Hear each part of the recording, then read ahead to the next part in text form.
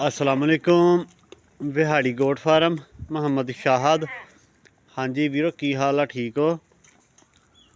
अच्छा वीरो अज की जी वीडियो जी है वा ना वो एक बहुत बड़ा ना अहम टॉपिक हैगा वा जिते मैं वीडियो बनाने जा रहा वा। तो अक्सर ना मेरे वीर व्हाट्सएप ते राबता भी करते आ कि शाहद भाई यह मसला आ रहा वा। तो यह ना पिछले तकरीबन कोई 15-20 दिन तो जोड़ा है वा ना इस मामले ਦੇ ਵਿੱਚ ਜਿਹੜਾ ਹੈ ਨਾ ਕਾਫੀ ਦੋਸਤਾਂ ਦੇ ਜਿਹੜਾ ਨਾ WhatsApp ਤੇ ਮੈਸੇਜ ਵੀ ਆਏ ਹੈਗੇ ਆ। ਜਿਸ ਤਰ੍ਹਾਂ ਕਿ ਹੁਣ ਮੌਸਮ ਚੱਲ ਰਿਹਾ ਹੈ ਵਾ ਨਾ ਤੇ ਮਸਲਾ ਕੀ ਪੇਸ਼ ਆ ਰਿਹਾ ਵਾ, ਜਿਹੜੇ ਮੇਰੇ ਵੀਰਾਂ ਦੇ ਜਾਨਵਰ ਇਸ ਟਾਈਮ ਪ੍ਰੈਗਨੈਂਟ ਹੈ ਵਾ ਨਾ ਉਹਨਾਂ ਦੇ ਨਾਲ ਮਸਲਾ ਇਹ ਆ ਰਿਹਾ ਵਾ ਕਿ ਜਦੋਂ ਟਾਈਮ ਆ ਜਾਂਦਾ ਨਾ ਜਾਨਵਰ ਦਾ ਬੱਚੇ ਡਿਲੀਵਰ ਕਰਨ ਦਾ ਤੇ ਜਾਨਵਰ ਬੱਚੇ ਨਹੀਂ ਡਿਲੀਵਰ ਕਰਦਾ ਹੈਗਾ। ਤੇ ਸਾਡੇ ਨਾਲ ਖੁਦ ਨਾ ਇਹ ਇੱਕ ਦੋ ਕੇਸ ਇਸ ਤਰ੍ਹਾਂ ਹੋਏ ਆ, ਬਲਕਿ ਇਸ ਤੋਂ ਵੀ ਜ਼ਿਆਦਾ ਹੋਏ ਹੈਗੇ ਆ कि क्योंकि अलहमदुलिल्ला सानू तो पता वा कि केड़ी बकरी किदों क्रॉस हुई है, किदों असी ब्रीडर छोड़िया वा ते और की सूरत हाल है वा। क्योंकि कल्ले कल्ले जानवर तो जोड़ा है वा ना वो नज़र हुंदी आ। ते मैं अज अपने वीरां नूं दस दिना वा कि अगर तुहानू इदां दा कोई मसला पेश आ रहा वा ना तो तुसी की करना हैगा।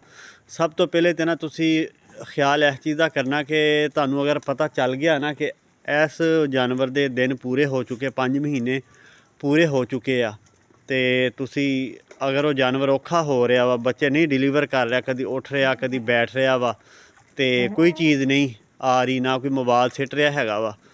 तो असल दे वजह जी है वा ना वो बनती क्यों हैगी आ, क्योंकि इस टाइम जो मौसम चल रहा ना सर्दी आ तो जिहदी वजह तो ना जानवर के अंदर हीट नहीं पूरी होंदी हैगी। क्योंकि जिहड़ा जानवर बच्चे डिलीवर करन वाला हुंदा वा ना तो ਉਹਦੇ अंदर हीट होनी जी लाजमी है वा। ठीक है ना, कभी भी तुसी गौर कर लियो जो बकरी बच्चा डिलीवर करती हैगी आ तो ਉਹਦੇ अंदर की सूरत हाल हुंदी आ ते और बच्चा किन्ना क गर्म हुंदा वा। ठीक है ना, क्योंकि यह स्टेज ऐसी हुंदी आ कि बकरी का गर्म होना लाजमी है वा। ਇਹਦੇ ਤੇ कई मेरे वीर ਜਿਹੜੇ है वा ना मुख्तलिफ चीज़ों का इस्तेमाल करते आ। ਜਿਹੜੀ कि मशहूर तरीन ਜਿਹੜਾ है वा वो है वा जी घी और दूध देना। ठीक है ना, डालडा घी पा लो या देसी घी दे लो वो। ठीक है ना, दूध नीम गर्म करो, वो कोई 50 ग्राम जोड़ा है वा एक छटांक वड्डी बकरी की मैं तुहानू डोज दस रहा वा, ਉਹਨੂੰ ਤੁਸੀਂ नीम गर्म दूध ਵਿੱਚ ना हल करके तो बकरी ਨੂੰ पिला दो। बाद घात ਹੁੰਦਾ ਕੀ ਆ, ਜਦੋਂ जानवर ਦੇ अंदर हीट पूरी हो जाती है जानवर बड़ी छेती बच्चा डिलीवर कर दिंदा वा। तो असी इस दफ़ा जोड़ा है वा ना यह भी नुस्खा इस्तेमाल करके वेख्या तो इस दे बावजूद जोड़ा है ना जानवर जोड़े बच्चा डिलीवर ही नहीं कर रहे थे। तो उत्थे फिर असी कीता की हैगा वा,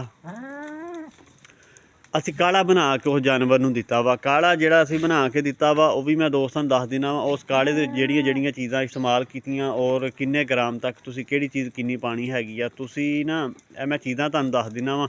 शर्त है कि तुहाडे जानवर के दिन पूरे हो जाण, तुहानूं पता चल जाए कि यार इस जानवर के दिन पूरे हो गए। हाँ 2 दिन 4 दिन 5 दिन कम होण कोई टेंशन नहीं हैगी, इंशाल्लाह बच्चे तुहाडे सेफ होणगे। क्योंकि 2-4 दिन या 5 दिन अगर बकरी पहले भी बच्चे डिलीवर कर दिंदी है ना इसकी कोई टेंशन नहीं। इस तो भी अगर ज़्यादा दिन रहिंदे होण तो टेंशन वाली गल कोई नहीं है वा। ठीक है ना, हाँ ये कि तुसीं बच्चों की केयर करो बस। जो तुहानूं बच्चे जो बकरी पैदा कर दिंदी ठंड तो बचाओ उन्होंने, तो कोई एडा खास मसला नहीं है। तो काढ़ा जिहड़ा वा असीं जिहड़ा उन्होंने इस्तेमाल करवाया हैगा वा, इस तरह तुसीं करना कि सब तो पहले तो तुसीं लै लैनी अजवाइन। अजवाइन कोई 15 ग्राम वो लै लवो, 10 तो 15 ग्राम। ठीक है, तो इस तरह ही हालो लै लैनी है 10 तो 15 ग्राम। तो इस तरह ही मेथे जोड़े है वा वो लै लैने आ।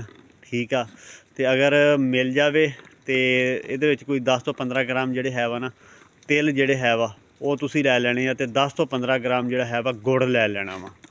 तो ये जोड़ा ना इहदा तुसीं काढ़ा बना के तुसीं देना वा। ये तकरीबन अद्धा किलो तुसीं पानी पा लेना वा, अद्धा किलो पानी पा के तो उन्हें उबाल लेना वा। जो पानी रह जाए ना अद्धा किलो जो पाइया रह जाए वो तुसीं उस बकरी नूं दे देना हैगा वा। उहदे नाल होना की है वा कि उन्हें अंदर जाके हीट पैदा करेगा। ठीक है ना, तो जो हीट पैदा होएगी ना तो आस्ता आस्ता यूट्रस का मूँह बच्चे दाने का मूँह जोड़ा खुलना शुरू हो जाएगा। यह बहुत ही मसाइल आ रहे हैगे आ। पिछले साल भी काफ़ी दोस्तों पिछले साल कोई इन्ने कोई खास ਵੀਰਾਂ ਨੇ ਰਾਬਤਾ ਨਹੀਂ ਕੀਤਾ ਇਸ ਦਫਾ, ਤੇ ਬਹੁਤ ਸਾਰੇ ਨਾ ਵੀਰਾਂ ਨੇ ਇਸ ਦਫਾ ਰਾਬਤਾ ਕੀਤਾ ਕਿ ਇਹ ਨਾ ਮਸਲਾ ਆ ਰਿਹਾ, ਬੱਕਰੀ ਦੇ ਦਿਨ ਪੂਰੇ ਹੋ ਗਏ ਤੇ ਬੱਕਰੀ ਬੱਚਾ ਨਹੀਂ ਡਿਲੀਵਰ ਕਰ ਰਹੀ ਹੈਗੀ। ਇੱਕ ਗੱਲ ਮੇਰੀ ਜ਼ਿਹਨ ਵਿੱਚ ਰੱਖ ਲਓ, ਅਗਰ ਜੇ ਤੁਸੀਂ ਇੱਥੇ ਕੋਈ ਵੀ ਇੰਜੈਕਸ਼ਨ ਇਸਤੇਮਾਲ ਕਰੋਗੇ ਤੁਸੀਂ ਨੁਕਸਾਨ ਕਰੋਗੇ, ਠੀਕ ਹੈ ਨਾ। ਕਿਉਂਕਿ ਜਦੋਂ ਤੁਸੀਂ ਕੋਈ ਇੰਜੈਕਸ਼ਨ ਜਿਸ ਤਰ੍ਹਾਂ ਕਿ ਆਕਸੀਟੋਸਨ ਹੈ ਵਾ, ਠੀਕ ਹੈ ਨਾ, ਸਾਈਕਲੋਮੇਟ ਹੈ ਵਾ, ਇਹਦਾ ਇਸਤੇਮਾਲ ਕਰੋਗੇ ਨਾ, ਕਿਉਂਕਿ ਮੈਂ ਖੁਦ ਇਹ ਚੀਜ਼ਾਂ ਇਸਤੇਮਾਲ ਕੀਤੀਆਂ ਵਾ ਔਰ ਹਜੇ ਵੀ ਕਰਦਾ। ਸਾਈਕਲੋਮੇਟ ਨਹੀਂ ਮੈਂ ਕਰਦਾ ਹੈਗਾ, ਠੀਕ ਹੈ ਨਾ। ਆਕਸੀਟੋਸਨ ਜਿਹੜਾ ਉਹਦਾ ਇਸਤੇਮਾਲ ਉਹਦਾ ਕਰੀਦਾ, ਉਹਦਾ ਕਿਦੋਂ ਕਰੀਦਾ ਇਹ ਵੀ ਮੈਂ ਤੁਹਾਨੂੰ ਦੱਸ ਦਿੰਦਾ ਹੈਗਾ। ਸਭ ਤੋਂ ਪਹਿਲੇ ਤਾਂ ਜਿਹੜਾ ਹੈ ਨਾ, ਤੁਸੀਂ ਉਹਨੂੰ ਅਗਰ ਦੁੱਧ ਔਰ ਘੀ ਤੁਸੀਂ ਦੇ ਚੁੱਕੇ ਹੋ, ਠੀਕ ਹੈ ਨਾ, ਉਹਦੇ ਨਾਲ ਵੀ ਨਹੀਂ ਮਸਲਾ ਤੁਹਾਡਾ ਹੱਲ ਹੋ ਰਿਹਾ, ਤੇ ਤੁਸੀਂ ਕਰਨਾ ਕੀ ਆ, ਕਾੜਾ ਬਣਾ ਕੇ ਜਾਨਵਰ ਨੂੰ ਦੇ ਦੇਣਾ ਵਾ। ਤੇ ਜਦੋਂ ਇਹ ਕਾੜਾ ਬਣਾ ਕੇ ਤੁਸੀਂ ਦਿਓਗੇ ਨਾ, ਠੀਕ 1 ਘੰਟੇ ਦੇ ਵਿੱਚ ਤੁਹਾਨੂੰ ਇਸ ਕਾੜੇ ਦੇ ਰਿਜ਼ਲਟ ਜਿਹੜੇ ਤੁਹਾਡੇ ਸਾਹਮਣੇ ਆ ਜਾਣਗੇ, ਠੀਕ ਆ। ਆਸਤਾ ਆਸਤਾ ਯੂਟਰਸ ਦਾ ਬੱਚੇਦਾਨੀ ਦਾ ਮੂੰਹ ਖੁੱਲ੍ਹੇਗਾ, ਠੀਕ ਹੈ ਨਾ। ਜਦੋਂ ਮੂੰਹ ਖੁੱਲ੍ਹੇਗਾ ਤੇ ਬੱਕਰੀ ਜਿਹੜੀ ਹੈ ਨਾ, ਬੱਚੇ ਪੈਦਾ ਕਰਨ ਦੇ ਵਿੱਚ ਉਹਦੇ ਆਸਾਨੀ ਹੋ ਜਾਏਗੀ, ਕਿਉਂਕਿ ਬੱਕਰੀ ਦੇ ਅੰਦਰ ਹੀਟ ਪੂਰੀ ਹੋ ਜਾਣੀ ਹੈਗੀ ਆ, ਠੀਕ ਆ। ਇਹ ਜਿਹੜਾ ਤਰੀਕਾ ਜਿਹੜਾ ਨਾ ਤੁਸੀਂ ਇਸਤੇਮਾਲ ਇਹਨੂੰ ਕਰ ਲਵੋ।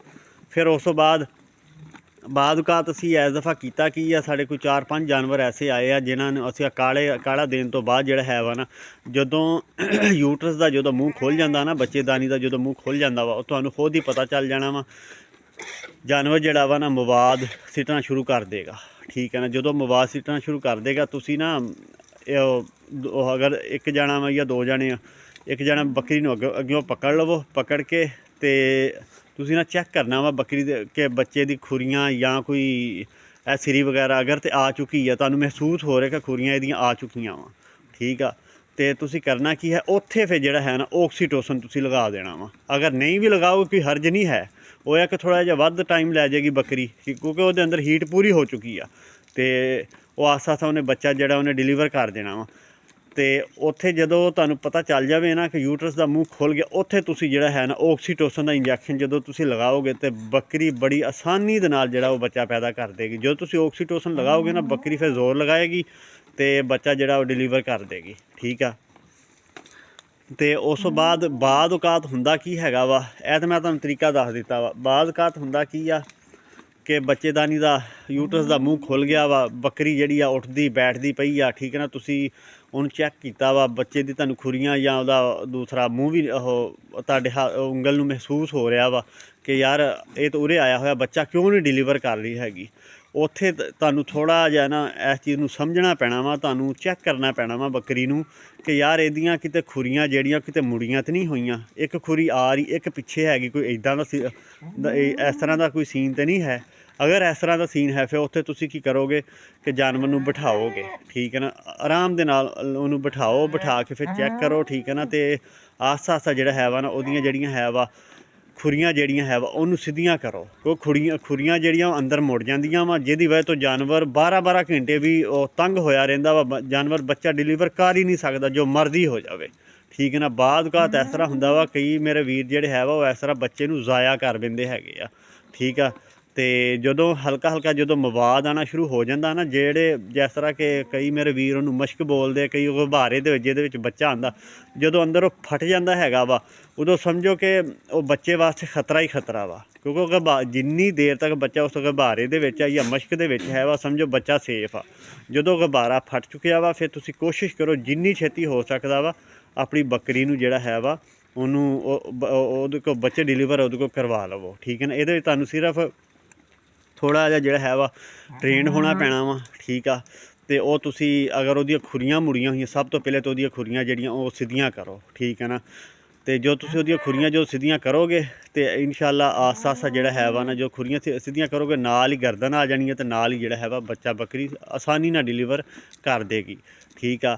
ਤੇ ਇਹ ਸਿਰਫ ਚੀਜ਼ਾਂ ਜਿਹੜੀਆਂ ਇਹ ਸਮਝਣ ਵਾਲੀਆਂ ਹੈ ਵਾ, 1-2 ਦਫਾ ਜਦੋਂ ਤੁਸੀਂ ਕਰੋਗੇ ਨਾ, ਇਹਨੂੰ ਭੁੱਲਣਾ ਨਹੀਂ ਹੈਗਾ ਤੇ ਡਰਨਾ ਵੀ ਨਹੀਂ ਹੈ, ਠੀਕ ਹੈ ਨਾ। ਤੇ ਜਦੋਂ ਇਹਨੂੰ ਤੁਸੀਂ ਕਰ ਲਓਗੇ, ਠੀਕ ਹੈ, ਇਨਸ਼ਾਅੱਲਾ ਬੱਕਰੀ ਜਿਹੜੀ ਆ ਆਸਾਨੀ ਨਾਲ ਬੱਚਾ ਜਿਹੜਾ ਡਿਲੀਵਰ ਕਰ ਦਿੰਦੀ ਆ। ਬਹੁਤ ਸਾਰੇ ਮੇਰੇ ਵੀਰ, ਕਿਉਂਕਿ ਇਹ ਉਹ ਚੀਜ਼ਾਂ ਹੈਗੀਆਂ ਵਾ ਜਿੱਤੇ ਯਾਰ ਇਹ ਸਿੱਖਦੇ ਕਾਫੀ ਟਾਈਮ ਮੈਨੂੰ ਲੱਗਾ ਹੈਗਾ ਵਾ, ਠੀਕ ਹੈ ਨਾ। ਔਰ ਇਹਦੀ ਵਜ੍ਹਾ ਤੋਂ ਅਸੀਂ ਨੁਕਸਾਨ ਵੀ ਕਾਫੀ ਕੀਤਾ ਹੈਗਾ। ਔਕਾਤ ਬੱਕਰੀ ਦੇ ਪੇਟ ਵਿੱਚ ਹੀ ਬੱਚੇ ਮਰ ਜਾਣੇ, ਠੀਕ ਆ। ਅਗਰ 2 ਬੱਚੇ ਨੂੰ ਡਿਲੀਵਰ ਕਰਨੇ ਹੈਗੇ ਆ, ਇੱਕ ਜ਼ਾਇਆ ਹੋ ਜਾਣਾ, ਇੱਕ ਜਿਹੜਾ ਬਚ ਜਾਣਾ, ਤੇ ਉਹ ਪਤਾ ਹੀ ਨਹੀਂ ਹੁੰਦਾ ਸੀ। ਇਹ ਹੁੰਦਾ ਸੀ ਚਲੋ ਜੀ ਬੱਕਰੀ ਬੈਠੇਗੀ ਤੇ ਆਪੇ ਬੱਚਾ ਡਿਲੀਵਰ ਕਰ ਦੇਗੀ, ਠੀਕ ਹੈ ਨਾ।